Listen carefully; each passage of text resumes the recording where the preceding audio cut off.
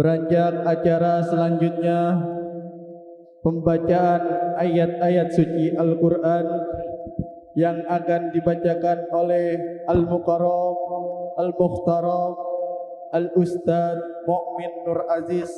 Tempat dan waktu kami persilakan. Sallu ala Muhammad. Assalamualaikum warahmatullahi wabarakatuh.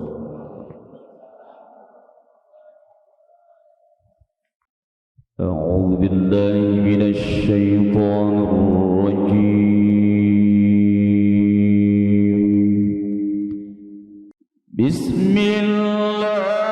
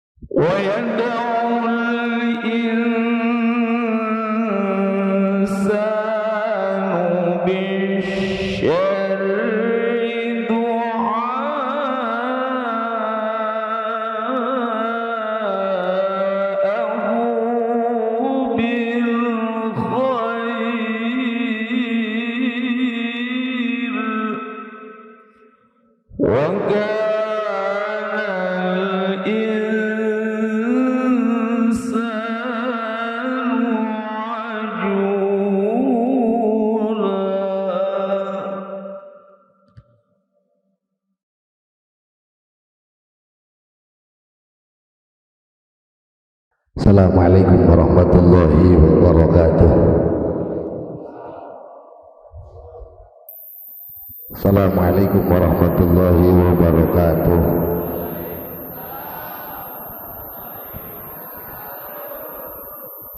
Alhamdulillahilladzi ja'alana minal muslimin wa shafallahu lana min aqidatil jahilin. Allahumma fassalli wa sallim ala sayyidina wa maulana Muhammadin wa ala alihi wa ashabihi ajma'in. Amma ba'du, qala Allah ta'ala fil azizil karim أعوذ بالله من الشيطان الرجيم وما أرسلناك إلا رحمة للعالمين وقال رسول الله صلى الله عليه وسلم من أحبني كان معي في الجنة al-hadis. Yang saya muliakan segenap para alimul ulama, para kiai, tokoh agama, para ustadz, para sesepuh, para guru-guru ngaji yang tidak bisa sebutkan satu persatu, namun insya Allah tidak mengurangi rasa hormat dan takdim saya kepada beliau. Mudah-mudahan ustadz-ustadz kita, guru-guru kita dipanjangkan umurnya oleh Allah Subhanahu wa Ta'ala. Yang saya muliakan qori kita, abang saya Kakanda Al-Mukarram Bapak Ustadz Mukmin Nur Aziz. Mudah-mudahan beliau selalu disehatkan oleh Allah Subhanahu wa Ta'ala, diberikan keberkahan ilmu dan rezekinya, amin ya rabbal. Aparatur pemerintah yang saya muliakan, mudah-mudahan pemimpin-pemimpin kita dijadikan oleh Allah pemimpin yang amanah, yang sayang terhadap rakyatnya. Ketua panitia penyelenggara beserta seluruh jajaran anggotanya yang telah bekerja keras demi terlaksananya acara hari ini, mudah-mudahan kerja keras panitia dibalas oleh Allah dengan pahala yang berlipat ganda. Bapak Ibu hadirin jamaah sekalian yang saya muliakan, puji syukur kita panjatkan kepada Allah. Salawat dan salam mudah-mudahan tercurah limpahkan selalu kepada baginda Nabi besar Muhammad. Allahumma salli wa sallim wa barik alaihi. Bapak Ibu hadirin jamaah sekalian yang saya muliakan, kita ini umat Rasulullah, umat yang terakhir. Kita ini umat akhir zaman, umat bontot. Yang namanya bontot biasanya rata-rata rada sengke. Tahu sengke enggak? Sengke tahu enggak? Anak bontot mah rata-rata rada sengke. Bontot mah biasanya kalau pengen apa-apa kudu diturutin, kalau enggak diturutin ngambek. Itu sengke namanya tuh. Kadang-kadang bontot mah masak ogah, nyuci ogah, nyapu ogah, bebenah ogah, tapi giliran makan pengen enak. Itu sengke itu bang. Kita juga umat bontot, umat yang rada sengke.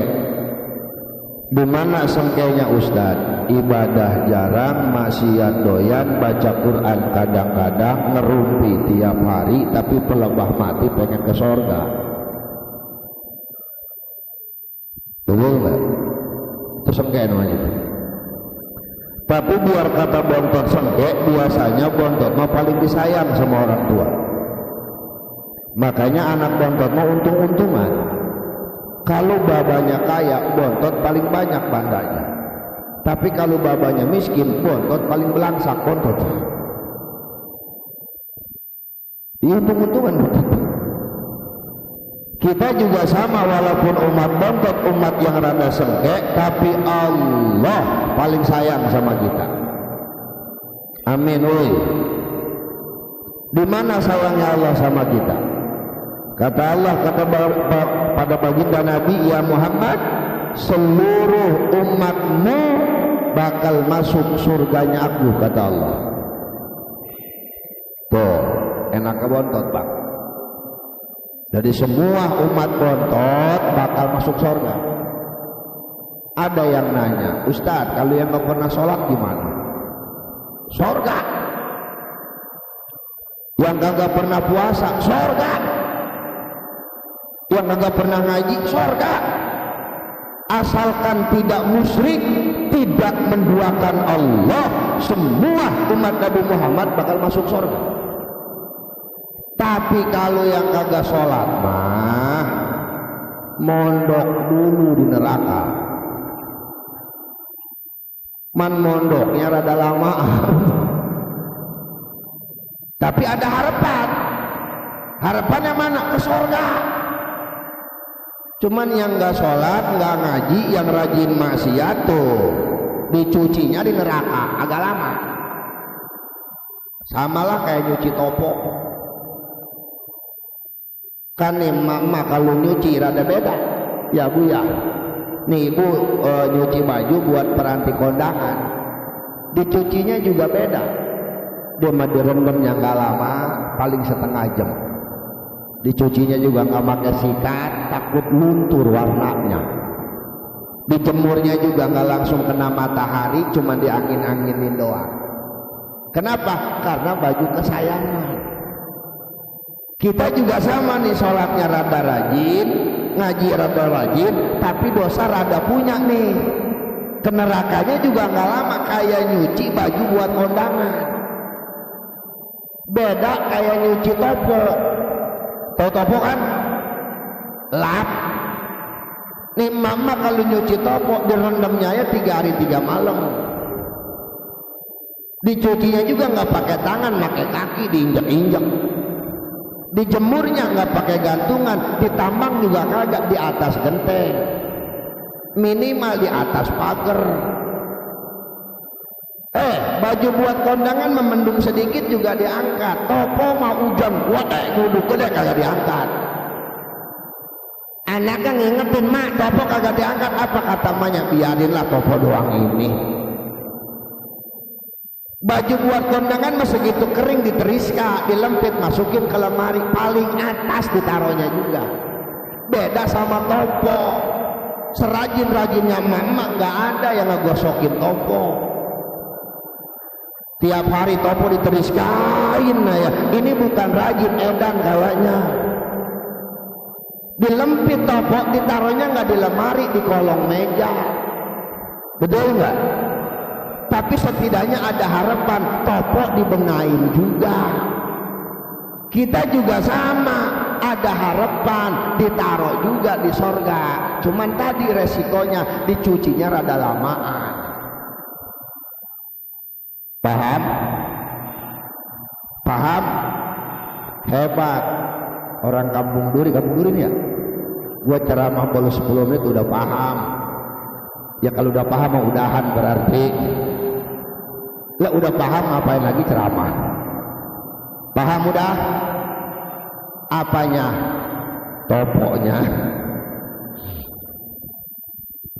Ini mohon maaf bang, ini kita nih yang hadir di mari nih yang hadir nih, kalau ditanya pengen ke surga apa ke neraka, pasti jawabannya pengen surga. Cuman kadang-kadang bener kita mah kata kiai tadi, kata guru kita, kepengennya doang, kita mah gede usahanya kagak. Betul nggak? Pengen naik ke surga, sholat cules. Ini maaf, jujur nih, jujur. Jawab dengan jujur pertanyaan saya. Ini kira-kira nih yang hadir nih, segini banyak ini kalau dihitung-hitung semua ada 3.000 mah. Sama sendal-sendalnya tuh, sama kue-kuenya semua.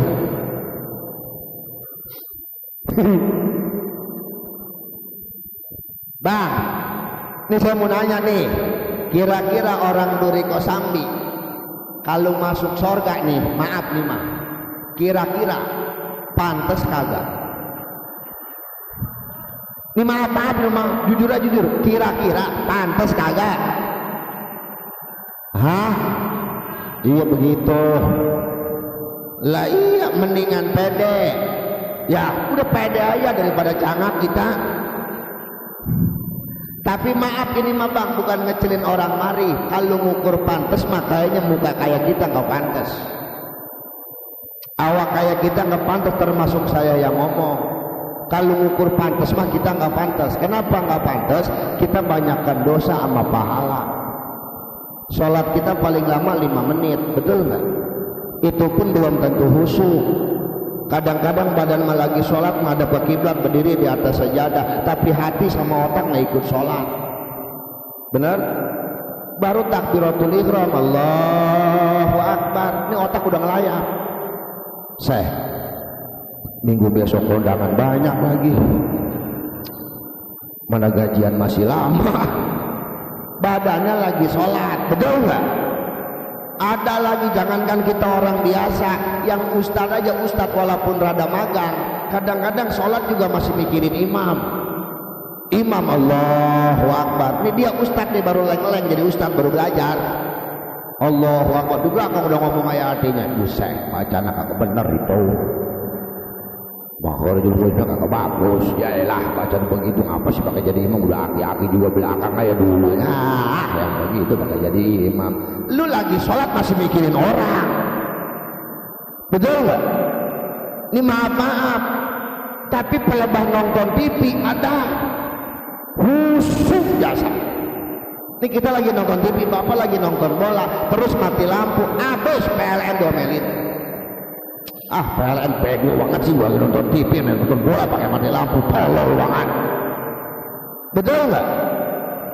Ini maaf, nih mulut diajak baca Quran males, diajak zikir ogah, tapi pelebah diajak ngomongin orang udah dokoh banget. Hah? Bener nggak mak? Apalagi mama udah rajanya. Lama kan kita mah manusia nggak boleh ngeliat di mata kita rada aneh. Asal ada yang aneh juga udah jadi bahan omongan. Apalagi emak-emak mah. Dia mau berangkat kondangan, ada yang baru datang, bininya rada cakep, lakinya jorek, habis diomongin. Pok ngeliat perempuan cakep-cakep, laki kayak begituan bego ya. Yang ngajak ngomong sama begonya lagi jawab, iya kayaknya di pelet itu dia. Lah jangan kata di kondangan, di pengajian masih ngomongin orang. Mending orang lain yang diomongin. Ustazahnya dewek kadang-kadang pakai diomongin. Betul nggak? Ini maaf kalau ngukur pantas orang kayak kita nggak pantas. Lihat sejarah sorga, Nabi Adam aja yang dosanya satu dari sorga Allah turunkan ke dunia. Nggak banyak dosanya Nabi Adam, makan buah koldik segitu doang. Tapi Allah turunkan ke dunia, apalagi kita yang dosanya yang belayar. Betul. Tapi untungnya kita punya Nabi, Nabi kita punya janji, dan janji Nabi gak pernah bohong. Nggak kayak janji pejabat-pejabat Indonesia yang mutalek. Kadang-kadang belum jadi mahkamah rakyat janjinya tinggi. Nanti kalau saya jadi begini, udah jadi mah bebek meleduk. Lupa kadang-kadang, betul nggak? Mana janjinya Nabi? Man ahabbani kana ma'i fil jannah. Simple. Barang siapa yang cinta kepadaku, kata Nabi, nanti akan bersamaku di surga. Ya Rabbal. Makanya nih kita nih umat Rasul, umat yang terakhir, udah kita ngarepin ketemu Nabi, jangan pernah ketemu, ngimpi juga aja siapa kita. Dosa kita kebanyakan, boro-boro ngimpi ketemu Nabi, kita mengimpinya ketemu kuntilanak mulu. Betul nggak? Udah sekarang letak nih di hati nih, yakinin di hati, tekadin di hati, di mana ada maulid, gua hadir. Udah begitu ya. Di mana ada muludan, mau diundang mau kagak gua hadir. Setiap maulid Nabi ngabsen, dilihat sama Nabi. Waduh, si icot lagi nih. Dia ada mana muludan, ada dia. Di mana ada muludan, ada dia. Ntar Rasul kenal sama kita. Makanya di mana ada muludan, berangkatnya ngaji, niatinnya ngaji. Makanya di hati itu kudu paten, niat ngaji sampai mati. Jangan niat ngaji sampai bisa. Kalau niat ngaji sampai bisa, lu bisa nggak ngaji? Betul nggak? Perintahnya dari Nabi, utlubul ilma minal mahdi ilalah, dari lahir sampai mati. Ngaji mau aja. Ini ngaji sampai bisa, udah bisa keren. Wah itu mau udah pernah, bisa songong lu. Orang yang datang ke pengajian, apalagi maulid, nggak bakal kehitung pahalanya. Ini tadi hujan nih, hujan. Tadi hujan. Air. Itu ada malaikat yang hebat, Pak. Itu malaikat bisa ngitungin tetesan-tetesan air hujan dari langit jatuh ke bumi. Bisa dihitung sama malaikat berapa jumlah miliarnya itu air hujan. Tapi tidak ada satu malaikat pun yang bisa ngitung pahala orang yang duduk di majelis tak? Nggak ada. Sampai puyeng malaikat ngitungnya. Kenapa? Kebanyakan. Di majelis taklim apapun yang kita bawa jadi pahala. Jangankan duduknya bang, jalannya aja, jalannya dapat pahala. Nih, dengerin gua ngomong nih. Lu biar pada rajin ngaji lu. Nih, gua kasih semangat. Semua anggota tubuh kita ketika di pengajian itu dapat pahala. Kaki dapat pahala. Ibu melangkah ke pengajian, 1 langkah 10 pahala Allah kasih, 10 dosa Allah hapus, 10 derajat Allah angkat. Amin woi. Melongo ya lu. Itu baru 1 langkah. Dari rumah kemari nih ke musola berapa langkah tadi? Ntar pulang hitungin. Ya. Wah Ustaz, gue mah dekat 5 langkah doang, berarti gocap pahalanya. Lah dikit ya, iya dikit. Gimana pengen banyak, ntar jalan muter. Ayo ke Cengkareng. Tangan dapat pahala, kuping dapat pahala, mata dapat pahala, mulut dapat pahala. Bahkan tadi kata Kiai, makanan yang kita makan, minuman yang kita minum itu bakal jadi pahala. Hebatnya lagi bang, nih makanan nih yang udah sediain. Ketika kita makan, ini nih udah ditahlilin, udah diniatin sedekah. Ketika kita makan, maka makanan ini bakal muter dalam perut baca istighfar. Buat siapa? Buat orang yang makan. Sama buat orang yang udah ngasih sedekah. Jadi kalau hari ini ibu tadi ke panitia bawain bolu, itu bolu itu istighfar buat ibu. Bapaknya yang makan, bolu dalam perut muter aja baca istighfar. Sampai kapan? Sampai berak. Makanya habis makan bolu, nih gue bilangin, habis makan bolu jangan berak-berak. Seminggu aja, insya Allah lo masuk rumah sakit. Bohong, itu bohong, bercanda gua. Sampai kapan tuh perut muter, makanan muter dalam perut? Sampai Allah memaafkan semua kesalahan kita. Wadah pahala. Makanya malaikat puyeng hitung pahalanya. Makanya nih biar pahala banyak, yang muternya banyak, habisin. Tuh, sama kardus-kardusnya lu bawa. Nih, telapakan pantat. Tuh telapakan pantat topak. Ntar di akhirat jadi saksi. Kelihatannya bapak duduk di keramik di musola. Tapi hakikatnya orang yang duduk di majlis taklim sama juga dengan duduknya di sayap malaikat Jibril. Ntar tuh di akhirat jadi saksi telapakan pantat. Bahkan ditimbang pak, ditimbang. Kan di akhirat ada yang namanya mizan, timbangan pahala. Kalau pahalanya banyak ke kanan berarti surga nih yang begini nih. Tapi kalau dosanya yang banyak di mana ke kiri? Ini neraka nih urusannya. Kan bakal ditimbang semua. Misal. Po Icot. Icot ada nggak namanya Icot? Ada nggak? Enggak. Kalau ada jelek amat nama orang. Justru gue manggil yang paling jelek nih Icot. Icot. Kata malaikat nih di akhirat panggil, ya malaikat naik, ditimbang Icot. Segitu ditimbang ke kiri, timbangan Icot, waduh neraka. Dilihat sama malaikat, ini Icot ke neraka, dosanya apa aja? Dilihat, banyak. Dosa melawan sama laki ada,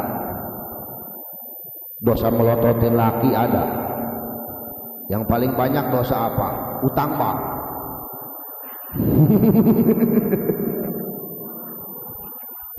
Bangke, itu yang berat baca timbang itu. Ya bangke.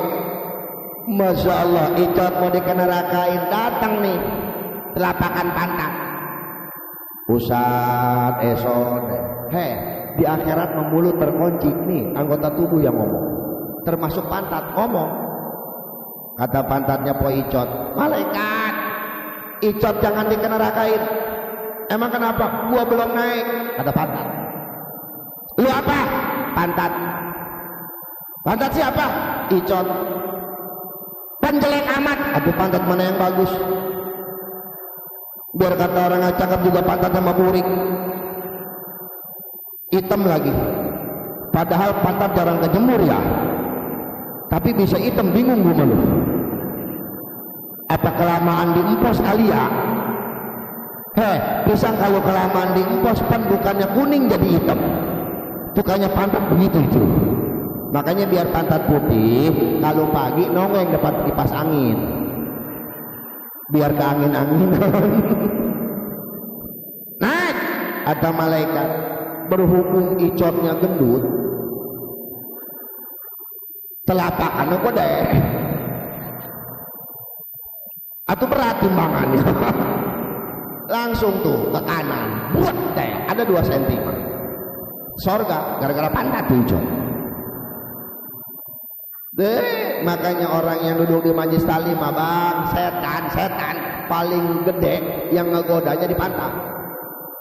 Dicolokin sama setan biar nggak betah. Ini saya datang di mari nih, abang saya aja kori sama saya duluan saya datang. Ini saya merhatiin dari tadi duduk. Ini gue perhatiin udah 4 kali ganti gaya.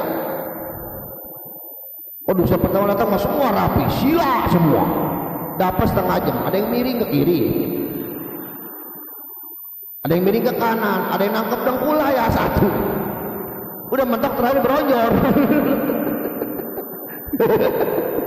Iya kan? Lah emang begitu, karena pahalanya gede. Makanya saya bilang niatin ngaji sampai mati. Di mana ada muludan hadir. Siapa tahu dengan sering hadir di muludan, Rasul melihat kita. Ditengatin sama Rasul. Jadi ini rajin nih. Ntar mati gua gendeng dah. Barang ke surganya mau gua, kan begitu. Amin ya robbal. Ya kalau ngandelin pahala mah buat ke surga jauh. Mudah-mudahan dengan cinta sama Nabi ngajak kita ke surga. Cuman yang jadi permasalahan, jangan ngomong doang di mulut cinta sama Nabi. Nggak cukup kita ngaku sama kiai, saya mah cinta banget sama Nabi. Nggak cukup. Ustadz, saya cinta mati sama Nabi. Nggak cukup. Kenapa? Karena cinta itu bukan cuma sekedar ucapan, tapi cinta butuh dengan pembuktian.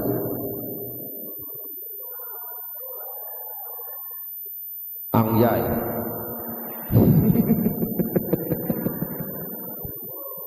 Ya iya, betul nggak? Butuh bukti. Jangan jauh-jauh nih kita ngambil contoh. Ini anak muda lagi jatuh cinta nih. Misal, ceweknya nanya nih sama cowoknya, ada apa manggilnya soalnya. Cinta nggak sama Neng? Bu, dengan lantang cowoknya menjawab, cinta mati. Pokoknya tiada lagi wanita yang cinta selain Neng. I love you full, mentok habis pokoknya mah. Bahkan Neng, seandainya cahaya rembulan enggan untuk menempatkan sinar keindahannya, cukup dengan senyumanmu yang menggantikannya. Pasti ceweknya balik nanya, kata ceweknya, apa buktinya kalau cinta sama Neng? Betul nggak? Karena orang itu butuhnya bukti, bukan cuma sekedar janji, betul? Lah iya. Ya lu bener ya. Pelebah ini hayallah. Minah. Begitupun sama. Kalau memang kita cinta sama Nabi, buktikan kecintaan kita sama Nabi. Gimana cara membuktikannya? 1, ciri orang cinta, man ahabba syai'an katsura zikruhu. Ciri orang cinta selalu menyebut nama orang yang kita cinta. Orang kalau udah cinta sama orang, walaupun orang yang gak ada, namanya selalu terpatri dalam dadanya. Betul nggak? Tuh, cinta tuh kayak begitu modelnya. Kita juga kalau cinta sama Nabi, dimanapun kita, nama Nabi harus ada dalam hati kita. Banyak-banyak baca sholawat. Bu, secinta-cintanya ibu sama suami, nyebutin nama suami, sampai mulut berbusa kagak dapat pahala. Nih, laki ibu namanya Udin. Misal, disebutin aja apa pakai tasbih sih udin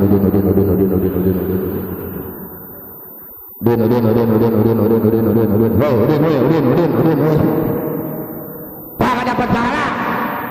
Tapi Rasul sekali disebut namanya 10 kali Allah kasih pahala buat kita. Alhamdulillah. Tuh. Makanya banyakin baca selawat. Suka baca selawat, Pak? Sehari semalam berapa kali? Nanya gue mana? Sehari semalam berapa kali? Nggak kehitung. Saking banyaknya apa saking jarangnya? Jujur aja, kalau saya mau mukanya jarang semua ini. Kalau bisa sholawat sehari semalam 4.444. Lu udah gak ya kayak macan. Banyak amat ya lah, saya kagak ngapa-ngapain sholawat begitu mah. Ngapa-ngapainnya sambil sholawat. Ibu di rumah masak sambil sholawat, nyapu sambil sholawat, bapak kerja sambil sholawat. Nggak usah gegorowokan sholawat mah, cukup dalam hati juga. Betul nggak? Gimana sholawatnya? Bebas. Mau sholawat Ibrahimiyah silakan, mau sholawat Kamilah mangga, mau sholawat Nariyah silakan, mau sholawat Munjiat hayu. Itu kepanjangan Ustaz, saya pengen yang pendek aja, cukup Allahumma sholli ala sayyidina. Masih panjang juga Ustaz, pendekin lagi sholawat Jibril namanya, sallallahu ala Muhammad, sallallahu ala Muhammad, sallallahu ala Muhammad. Masih panjang juga, pendekin lagi Muhammad. Masih kepanjangan, mati mendingan. Kebina-bina itu. Banyakin baca selawat sama Nabi biar dapat syafaatul uzma di hari yaumil kiamah. Satu. Yang kedua, kalau memang kita cinta sama Nabi, ikuti Nabi. Apa yang harus kita ikuti? Akhlaknya yang mulia. Innama bu'itsu liutammima makarimal akhlak. Sesungguhnya Rasul diutus ke alam dunia untuk menyempurnakan akhlak. Ingat, orang hebat bukan karena pangkat, orang mulia bukan karena harta, tapi orang hebat dan mulia karena akhlaknya yang luar biasa. Betul nggak? Makanya kalau kita pengen jadi manusia yang mulia, perbaiki akhlak kita masing-masing. Akhlak yang mana yang harus kita perbaiki? Satu, akhlak sama Allah benerin. Gimana caranya berakhlak sama Allah? Jalankan perintahnya, tinggalkan larangan. Apa perintah Allah? Cuman satu, ibadah. Wa ma khalaqtul jinna wal insa illa liya'budun. Tidak semata-mata Allah menciptakan jin dan manusia kecuali tugasnya satu, buat ibadah. Sesibuk apapun kita, serepot apapun kita urusan dunia, ibadah mah jangan sampai lupa. Terutama sholat. Biar kata nih orang sodakonya rajin, puasa sunnahnya rajin, sholatnya mah kagak, nol di hadapan Allah, nggak ada nilai pahalanya. Sebab ntar di akhirat yang pertama kali Allah tanya urusan ibadah adalah sholat. Benar sholatnya, benar amal ibadah yang lainnya. Nggak benar sholatnya, nggak benar yang lainnya. Makanya rapihin sholatnya. Orang yang rajin sholat, Allah jamin hidupnya bahagia dunia akhirat. Jangan jauh-jauh kita ngambil contoh. Lihat guru-guru kita, ustadz. Ada nggak di Duri Kosambi ustadz mati kelaparan? Ada nggak? Kalau ada mendingan berhenti jadi ustadz. Jarang ustadz minjem duit sama RT, jarang. Tapi kalau RT minjem duit sama ustadz banyak. Ustadz merezekinya berkah, betul? Jangan ustadz marilah, gak enak saya ngomongnya. Saya dah, alhamdulillah rezeki mah ada aja. Apalagi bulan Mulut sama Rejab mah, wih panen. Ada yang protes, wajar sih itu mau usah juga penceramah, sekali ceramah juga lumayan. Gua ceramah juga lagi banyak pas bulan Mulut sama Rejab. Bulan Hafid mah sama kejepit. Apalagi kemarin tuh Covid nyampe kemari Covid nyampe. Sial tuh si Covid. Lama 2 tahun sial. Aduh banyak yang gulung tikar. Atau 2 tahun Covid sama ke gua juga. Ceramah kagak. Pan 2 tahun nggak ada muludan kagak, ajaban kagak. Sampai pergi haji juga kagak. Betul nggak? Covid kemarin, tapi alhamdulillah pas Covid nggak ada panggilan ceramah, Allah masih ngasih rezeki sama saya. Yang mati banyak. Ji lumayan. Sekali nyolatin cepet. 5 orang aja yang mati seminggu gopek. Belum atakoh, belum mimpin tahlil, sedang segitu juga. Makanya gue lagi Covid ketolong yang mati aja gue. Saya mau nanya, orang kalau mati yang disamperin sama keluarganya Ustadz apa RT? Pan tahu itu loh. Yo, berkah Ustadz mah. Yang penting apa tadi konsekuensinya? Ibadah dulu, sholat dulu. Nah, Ustadz mah lihat sholatnya rajin. Dia mah saking rajinnya sholat Jumat berangkat dari Kamis. Ayo masih mending daripada berangkat dari Sabtu lu. Ketinggalan. Penting akhlak kita sama Allah rapihin. Satu. Yang kedua, akhlak sama orang tua benerin. Sebab orang tua mah keramat. Ridallah fi ridal walidain wa sukhtullah fi sukhtil walidain. Biar kata sampean sholatnya rajin, tahajudnya rajin, duhanya rajin, tapi kalau sering nyakitin hati orang tua gak bakal berkah hidup. Betul nggak? Lah iya, ingat ridhonya Allah ada dalam ridhonya orang tua. Nggak mungkin ada kita kalau nggak ada orang tua, betul nggak? Lah iya, makanya berakhlak kita sama orang tua. Jangan sekali-kali sakiti hati orang tua. Nih, orang tua kita doanya diijabah, sumpahnya jadi kenyataan, bahkan jeritannya bisa menggoncangkan aras ke orang tua tuh. Jangan ngelawan orang tua. Kalau masih ada, rajain orang tua kita, muliain orang tua kita. Ini kadang-kadang baru punya pacar doang udah nurutan sama pacar daripada sama emaknya. Betul nggak? Ya Allah, berakhlak kita sama orang tua. Ustadz, orang tua saya sudah meninggal dunia. Gimana caranya berakhlak sama orang tua? Ziarahin kuburannya. Kalau bisa tiap minggu sekali, tiap Jumat ziarahin. Ayo, tiap Jumat. Ini menjarah ke makam wali yang jauh disusul. Ke Banten setahun 3 kali. Ke Cirebon nyampe. Ke Madura nyampe. Ke makam emak agak nyampe-nyampe. Betul nggak? Bukannya saya ngelarang jarah, saya sendiri ketua jarah. Zikrul awliyai tanzilur rahmah, sering menyebut nama wali-wali Allah dengan Allah dengan ziarah, Allah berikan rahmat buat kita.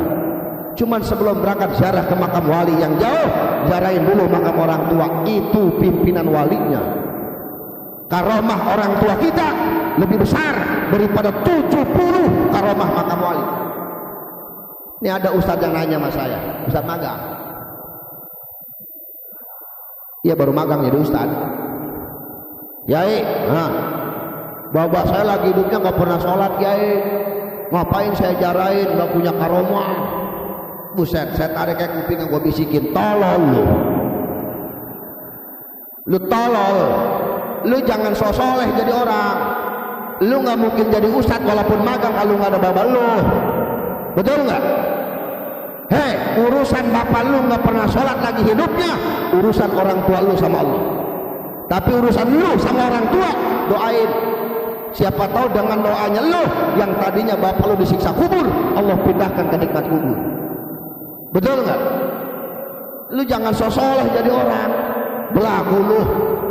Bapak lu ngoper sholat kamu dijarain. Jangan songong, nggak ada lu kalau nggak ada bapak lu. Emang lu sunggokong dari batu,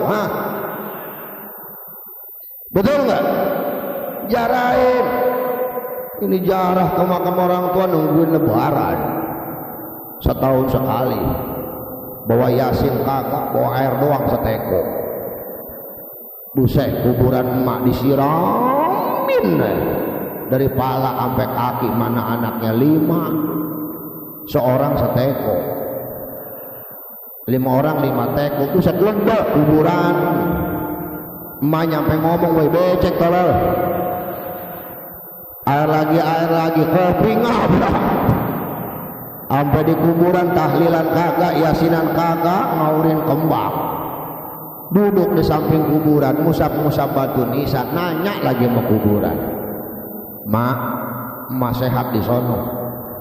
Buset, tolol tuh anak.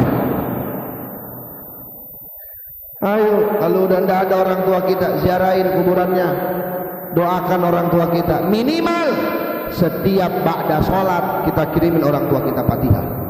Itu minimal sudah. Ini dengerin saya ngomong.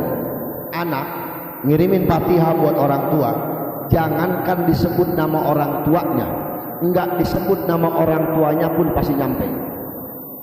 Kenapa? Karena anak dan orang tua ada hubungan ruh, ada hubungan batin, ada hubungan darah antara anak sama orang tua. Cukup summa ila ruhi ummi al-fatihah, nyampe ke emaknya. Summa ila ruhi abik al-fatihah, nyampe ke bapaknya. Ustaz, saya nggak bisa pakai bahasa Arab dan nggak bisa ngaji, pakai bahasa Duri Kosambi. Beres sholat nih, ma al-fatihah, baba al-fatihah. Emang begitu nyampe, saya tanggung jawab.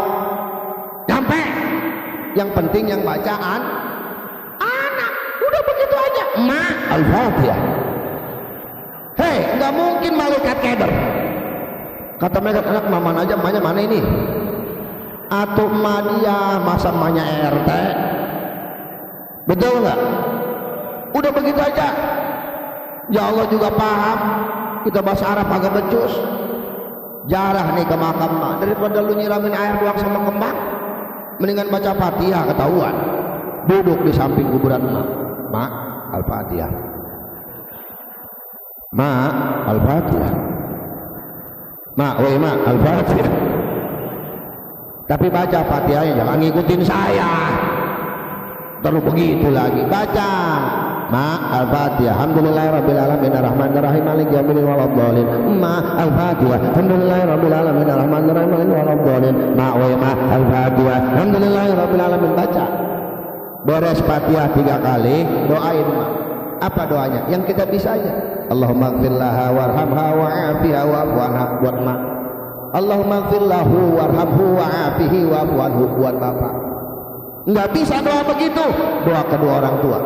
Rabbi gfirli wali walidayya warhamhuma kama rabbayani. Masih kagak bisa juga aja tolol.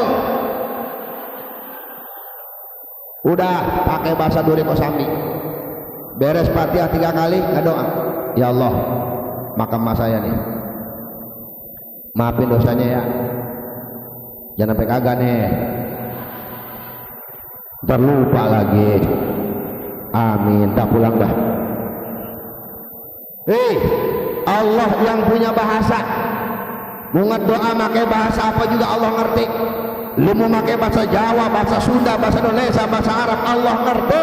Ya Allah juga tahu lu tolol. Daripada nggak doa pakai bahasa Arab di kuburan salah doa. Waduh, di kuburan mah pakai bahasa Arab sok-sokan. Allahumma barik lana bima rojaktana wa qina ajabana. Kata emaknya bener tolol, anak gua tolol. Di kuburan doa makan. Yang penting kita anak mau mendoakan orang tuh nggak apa-apa lu pakai bahasa pakai ngedoa. Orang gagu aja kalau ngedoa Allah paham. Orang gagu nih ngedoa Allah paham. Mana?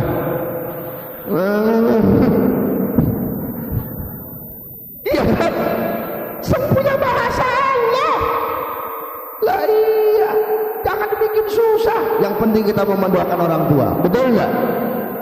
Ini yang kedua nih, berakhlak sama orang tuh. Yang ketiga, berakhlak kepada sesama manusia.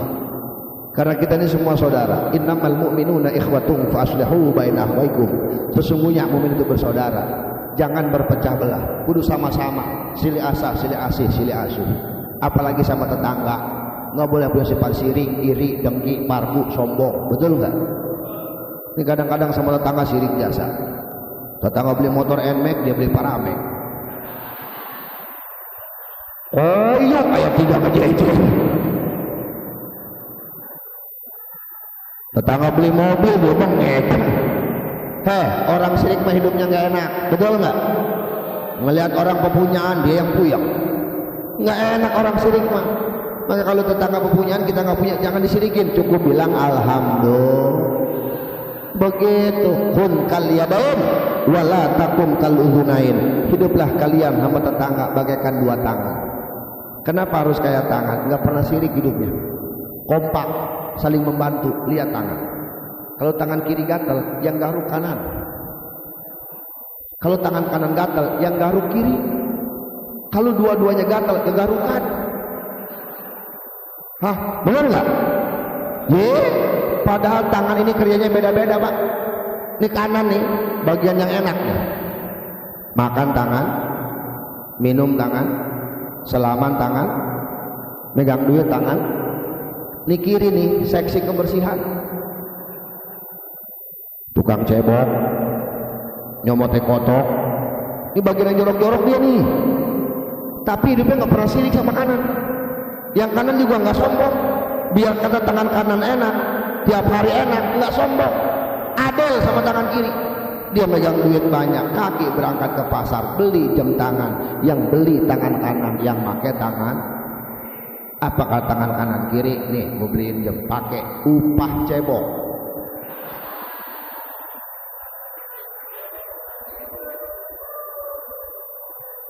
Beli cincin, yang beli tangan kanan, yang pakai tangan upah. Tuh, kudu kayak tangan, jangan kayak kuping. Ini kuping hidupnya dekat cuma sejengkal, tapi nggak pernah akur dia mah. Sifatnya cuek. Kalau kuping kanan congean, kiri cuek aja, nggak mau nolongin. Mana kuping masih sifatnya dengki, nggak boleh yang lain pepunyaan. Lihat kuping ibu-ibu. Kalau yang kanan punya anting 5 gram, yang kiri sirik pengen 5 gram. Bentuknya harus sama lagi, nggak boleh beda. Betul nggak? Ada mama pakai anting sebelah-sebelah. Kanan 10 gram, kiri 5, deng-deng lu jalannya begitu bagus. Betul? Makanya kudu sama-sama kita. Apalagi sama saudara, sama tetangga, sama keluarga, kudu akur. Apalagi besok nih, saya pesan dari sekarang. 2024 pesta demokrasi. Beda partai silahkan, beda warna bendera silahkan, lu beda caleg silahkan, lu beda calon presiden silahkan, tapi tali persatuan dan tali persaudaraan jangan mau dipisahkan. Betul nggak? Kadang-kadang beda bendera ya tetangga sama tetangga nggak nanya, kan tolol. Yang jadi orang yang ribut dulu, yang ini hijau, yang ini kuning, yang hijau mati, yang kuning nggak mau tahlilan. Jangan, siapapun yang jadi itu pimpinan kita. Kalau pilihanmu nggak jadi, terima yang jadi. Betul nggak? Lah iya, kenapa? Yang jadi orang Indonesia, pimpinannya orang Indonesia, yang milih orang Indonesia. Kenapa sesama pemilih lu pada ribut? Betul. Jaga tali persatuan, karena kita semuanya satu. Satu nusa, satu bangsa, satu bahasa Indo. Paham gua ngomong? Makanya silakan sampean beriklan setinggi langit, tapi jangan merusak iklan orang lain. Lu bagusin calon lu silakan, tapi jangan ngejatuhin calon orang lain. Betul nggak? Begitu. Paham? Udahan dah, 2 kali paham sih gua. Ini 2 nih. Kalau memang kita cinta sama Nabi, 1, banyakin salawat sama Nabi. 2, ikuti akhlak baginda Rasul. Setidaknya perbaiki akhlak kita masing-masing. Akhlak sama Allah benerin, akhlak sama orang tua rapihin, akhlak sama tetangga bagusin. Insya Allah kalau yang 2 ini kita laksanakan, sempurna kita jadi manusia yang akan menggapai kebahagiaan dunia wal akhirat. Amin ya robbal, amin ya robbal. Memang kalau habis hujan mah, ya namanya habis hujan, cuaca begini anyep, enakan tidur kayaknya ya. Apalagi duduknya kita di keramik, ya untung nggak pada ngobrol. Udah anyep banget kayaknya pantat ini. Udahlah segitu aja lah, jangan banyak-banyak pada ngobrol doang. Dari saya cukup sekian. Sebenarnya ada 3 nih bang, cuma buat malam ini 2 aja deh. Yang 1 lagi PR, nanti kalau diundang lagi. Itu namanya strategi dalam ceramah. Jadi kalau ceramah jangan semuanya diirit-irit, biar orang Duri Kosambi penasaran begitu. Ya, mudah-mudahan bermanfaat. Mohon maaf apabila ada kekurangan, kesalahan, kehilapan, ucapan yang kurang pantas, akhlak yang kurang sopan. Ada ucapan saya yang menyinggung hati Bapak Ibu sekalian. Tidak ada maksud tujuan untuk menyindir dan menyinggung, tapi kalaupun ada, saya mohon maaf yang sebesar-besarnya. Hadanallahu wa iyyakum ajmain. Assalamualaikum warahmatullahi wabarakatuh.